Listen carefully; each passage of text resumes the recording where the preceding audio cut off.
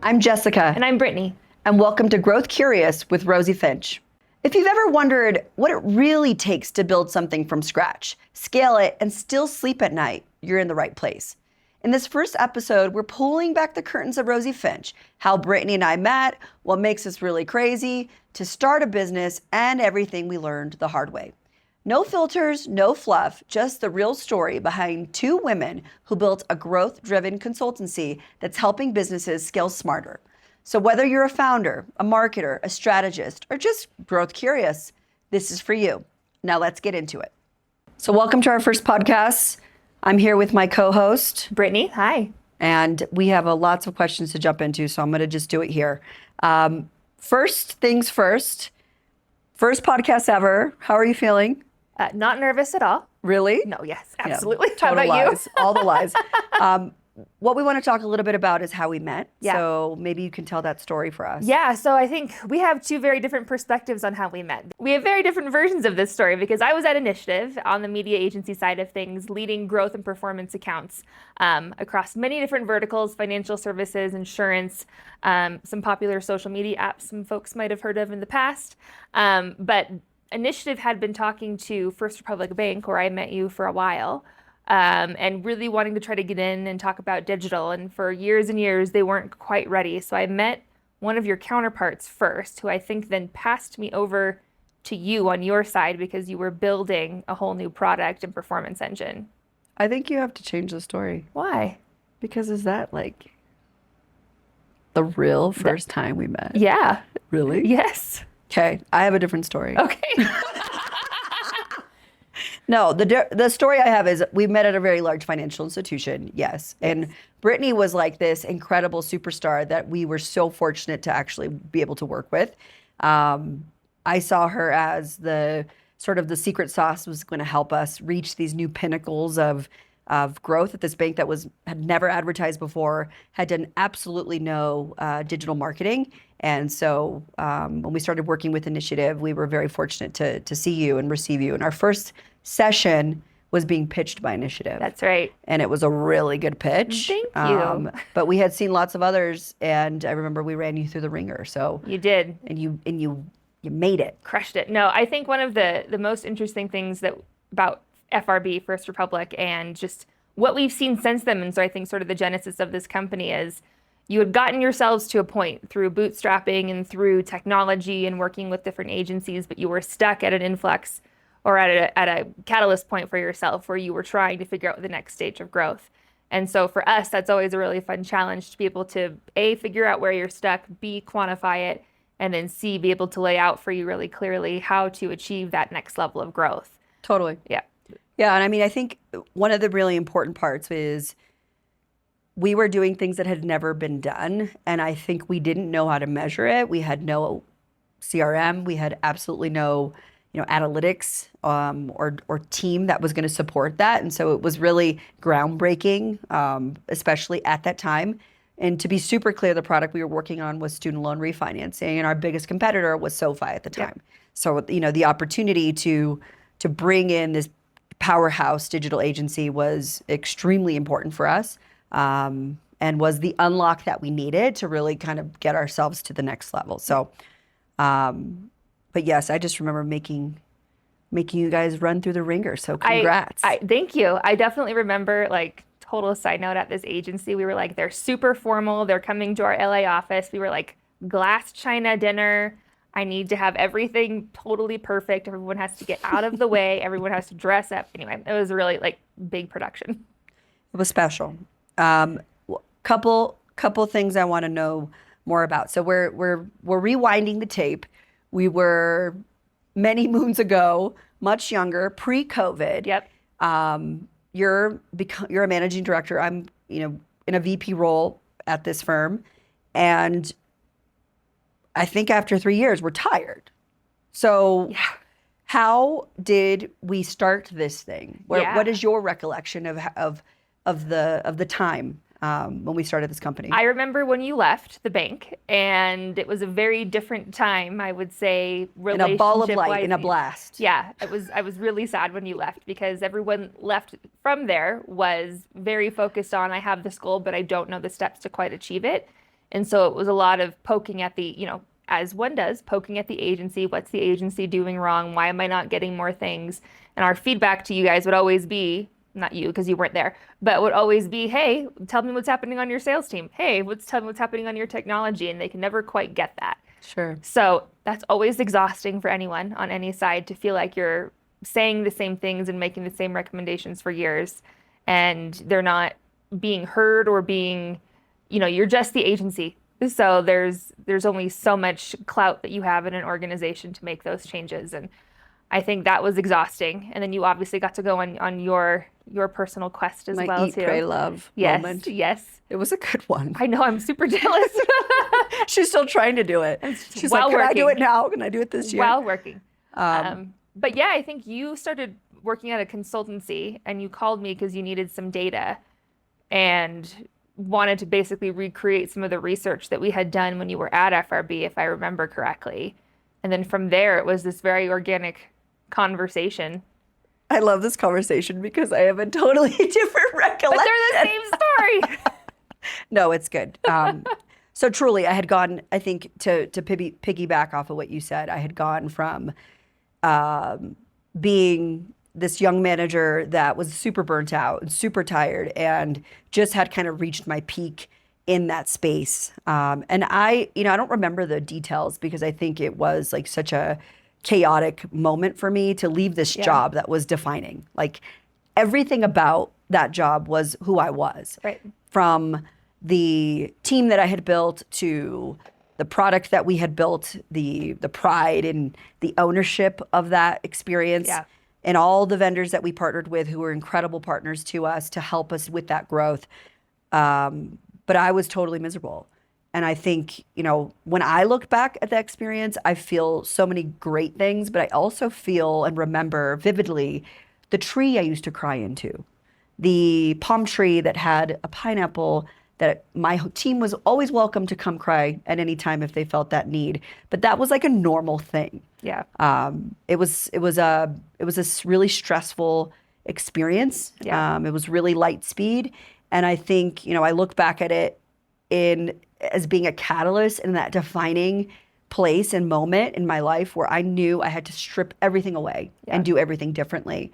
So I did. I took off. I went to Thailand.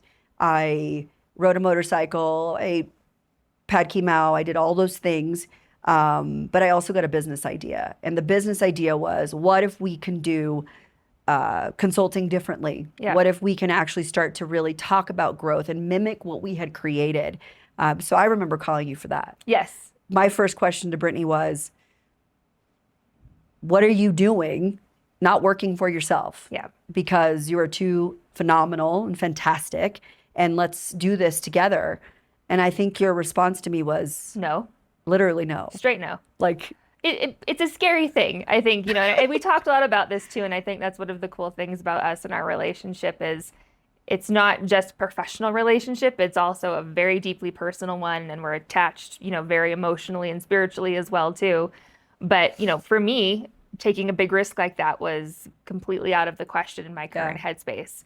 While I fully admit to being burnt out and I fully admit to being completely frustrated with being like pigeonholed in the agency world, like I still had titles to grow into. I moved into managing director of T-Mobile. That was a big deal.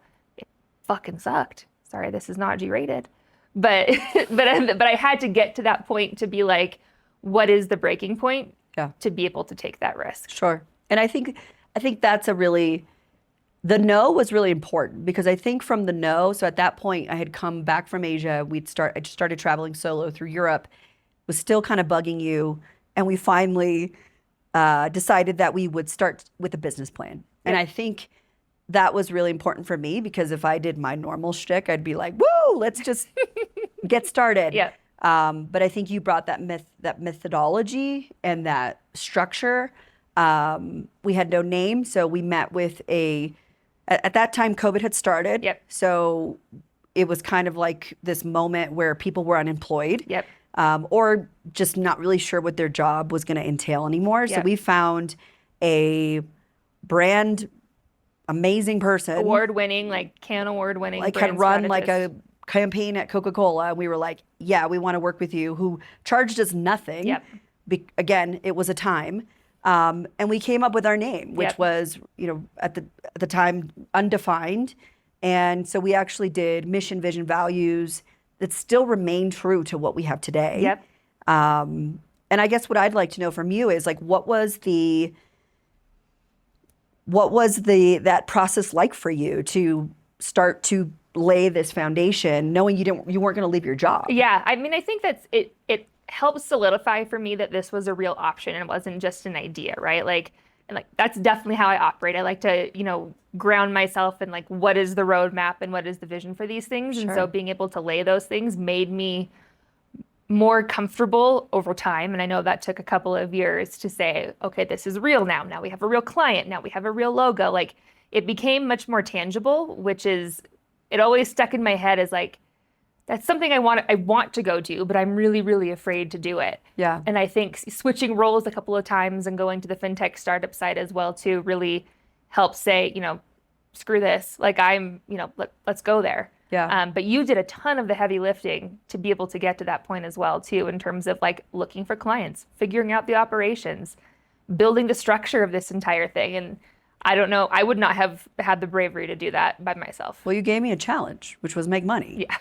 So And then I'll be here. I couldn't. Yeah. I had no choice. Yeah. But I do think, one of the things that we did do is we learned. Yeah. And we've figured out how to run a consulting firm because there is no playbook. Like I was inside of a firm for most all of my career, and you were at an agency which was much larger and much more detailed than what we have. Yep.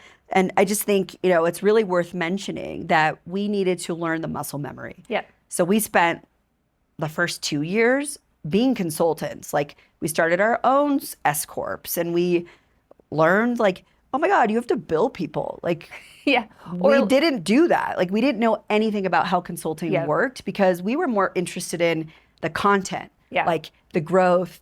How do I go in and solve a problem? But even then we would get too immersed. Yeah. I think in those first few years. Yeah. And I think to add to that too, while we were doing that, we were also trying to figure out how do we establish our own brand at the same time.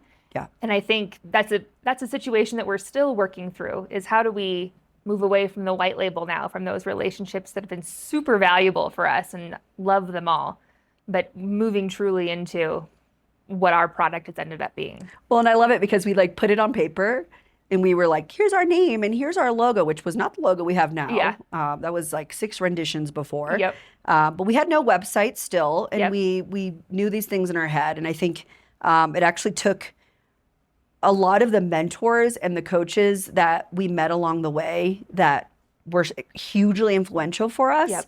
I think one of our oldest and longest standing clients, we won't say their name, but until we get permission, but they're a very large direct mail house, and they do digital services. And I just remember the call that I had with their founder, and I just asked, like, what did you like about working with me when I was at First Republic? Yeah. Like, what was the thing that you enjoyed most? Because they were, our vendor then. And his response was your creativity, how entrepreneurial you were inside.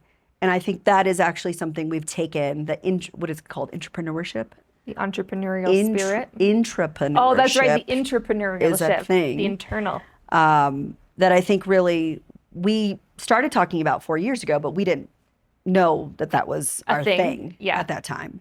And I feel like that if we fast forward to you finally leave your job, Which I say one? finally, At Initiative or at Main Street? well, you had to leave Initiative or we could never work together, Yes, exactly. technically. Yes. But then Main Street. Yep. So you get into Main Street, Yep.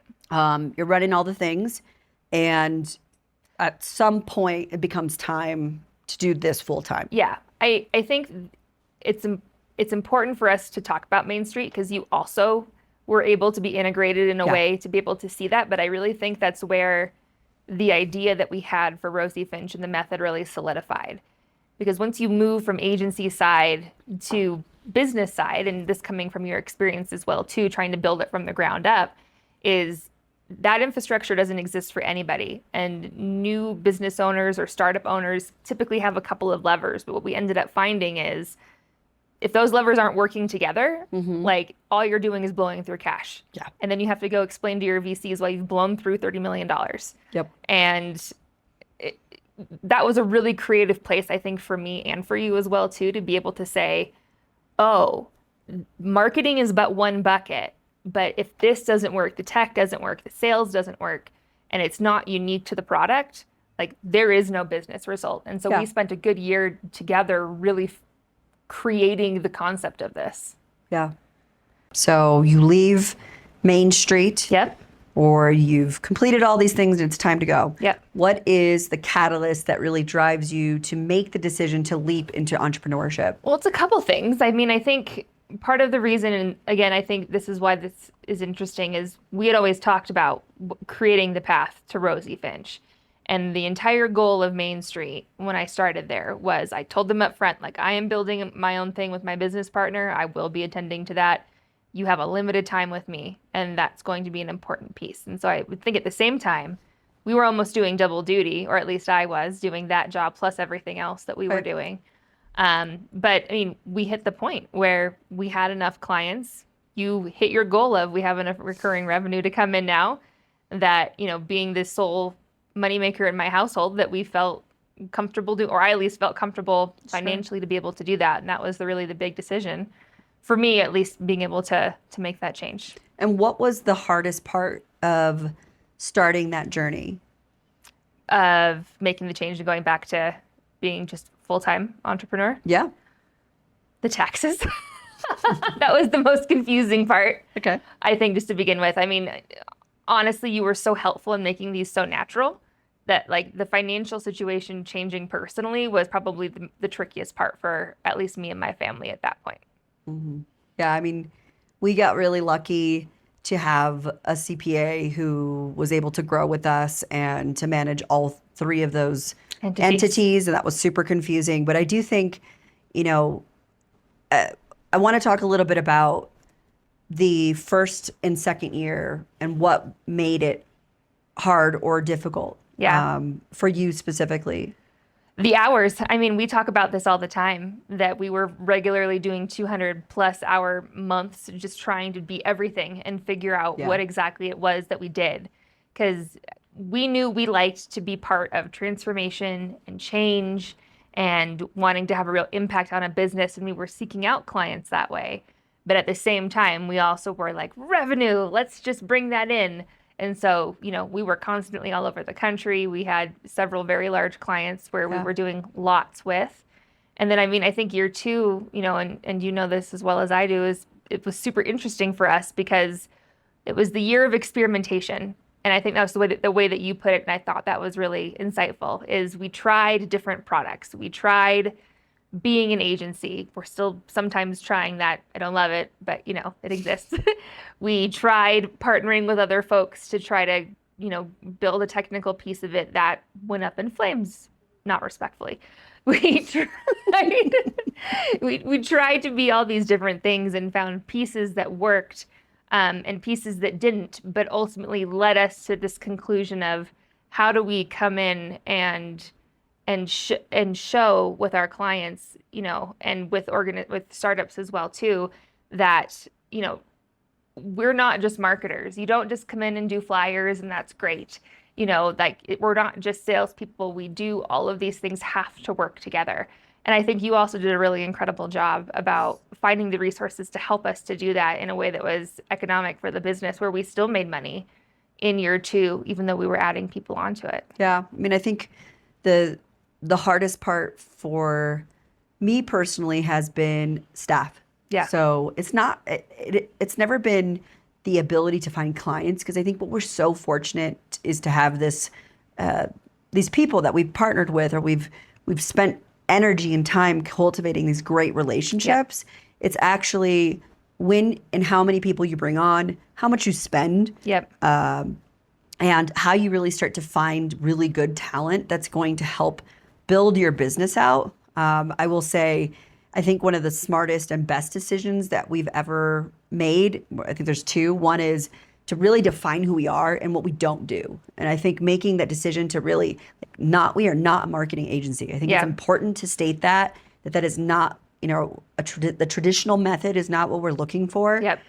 We have exceptional partners that can execute a lot of those things, Yep. and we can facilitate that. But we want to be involved in the strategy and the bigger operation. Yep. I think also bringing on our team Nucleus from Brazil and led by Renato and his team has been such an unlock for us around creative, namely because I lived and worked in Rio de Janeiro for nearly 4 years. The entire time that I was trying to build this business, I was either living in Portugal or living in Rio, and which was another new challenge or difficult challenge for us, taking calls at 1 a.m. But I think we realized that if we wanted to help our clients really get their creative improved and to really take them to another level, to do A/B testing and to actually have their brand represented in such a way, it couldn't cost them the prices that we experienced in financial services. Yep. I mean, we were paying $500,000 for a brand refresh in my past life with some of the bigger firms. No, startups can't do that. Right. Financial services if you're a fintech or you're a startup and you're in your first couple of years, that is really expensive. So I would say, I think that was those two challenges for me continue to plague us, but I think it's a really interesting part of our growth. I think to add to that as well too, we constantly talk about how it's not just marketing, it's not just sales, it's not just technology, it's all these things have to work together. And that in itself, I think, continues to be a challenge for us in telling that story. Because yes, we can come in and you have, brilliant people who have been in CMO and CGO positions, but B, at the end of the day, we still offer the ability to get the work done, which really differentiates us from somebody like a McKinsey who comes in and says, everything's wrong, fire people, and then leaves. Right. We come in and we might say that, probably not, but we also bring in the team to actually make it happen. Well, and truly the marketer's nightmare is when your firm brings in this big consulting firm and you're like, oh my gosh, what do I do with this plan? Yeah. Like, thank you for the sticky notes. I super appreciate the strategy. I actually need to go back and do my job, and I appreciate the lunch, but now what? Yep. And I think that is what we have dug into, is like those kind of PTSD experiences of, we're going to do big change and big growth, but I don't have the team to do it. Yeah. And I don't have, the time to go do it. So I do think that is what sets us apart. I think that is what we realized we had to do for our clients. Yep. Otherwise, we're going to leave them with this, like drop the mic and then just basically, unfortunately, leave them with to their own devices, which most firms are not ready for. Right. And it was, I think we always say it's never been our intent to be in any company forever. Like when we come into an organization, I think one of the first things we tell marketing, sales, CEOs, everybody, we don't want your jobs. We're here to show you how to work together more seamlessly and make it super cost efficient so you can keep your jobs and take all the credit for the growth. Like that we're not here to take it. We don't want it. We just want to help you have the unlocks to reach your next stage. Yeah. I think we don't want your job. We really don't want your jobs, guys. No. I mean, truly, I think that's been an interesting aspect of being hired typically by the CEO or CFO, sometimes the CMO, and, essentially coming in and being an extension of their team. Once that initial scuffle happens, I think the unlock for our clients is, oh my gosh, I have a secret weapon inside who can really help us with our growth and really dig under the hood, truly like a mechanic, and determine what is wrong, what is happening with our organization. Yep. So we're totally aligned there. I would love to know.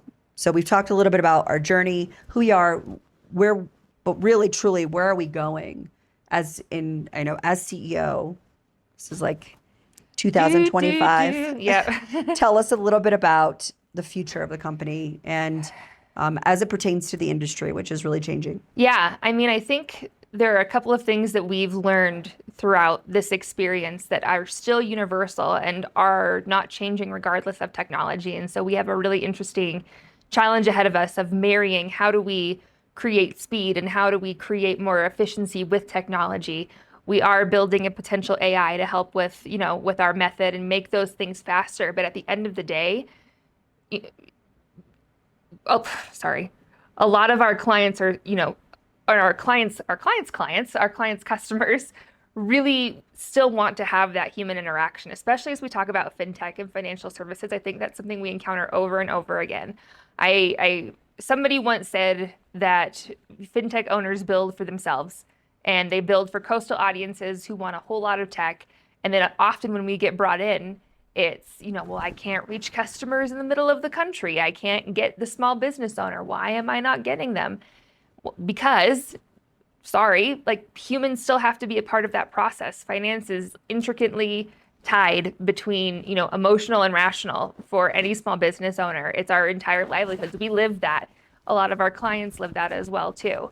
Yeah. And so how do you really marry the idea of bringing technology in to quickly support those teams, but without replacing the human element?